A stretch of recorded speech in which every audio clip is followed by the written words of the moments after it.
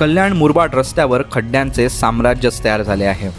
या रस्त्यावर कळंब गावानजीक 500 मीटर अंतराच्या टप्प्यात इतके खड्डे पडले आहेत की वाहन चालकांच्या सहनशक्तीची खरोखरच परीक्षा घेतली जात आहे. मुळात आधीच निकृष्ट दर्जाचं काम झालं असल्याने रस्त्याला भेगा पडाव्यात तसे खड्डे तयार झाले. त्यात पावसाचं पाणी पडून तळं तयार होतं, त्यामुळे त्याचा अंदाजच येत नाही. या सगळ्या कसरतीमुळे कळंब गावाजवळील वाहतूक अतिशय संथपणे होत आहे. त्याचा त्रास नागरिकांना देखील होतोय. प्रशासकीय दप्तर दिरंगाईमुळे पैसे मिळून सुद्धा कंत्राटदार कामच सुरू करू शकलेला नाही. जे काम पावसाळ्याच्या आधी व्हायचं होतं ते आता निम्मा पावसाळा होत आला तरी चालूच झालेलं नाही. शेवटी आता ग्रामस्थ रस्त्यावर उतरून उग्र आंदोलन करतील असा इशारा देऊ लागले.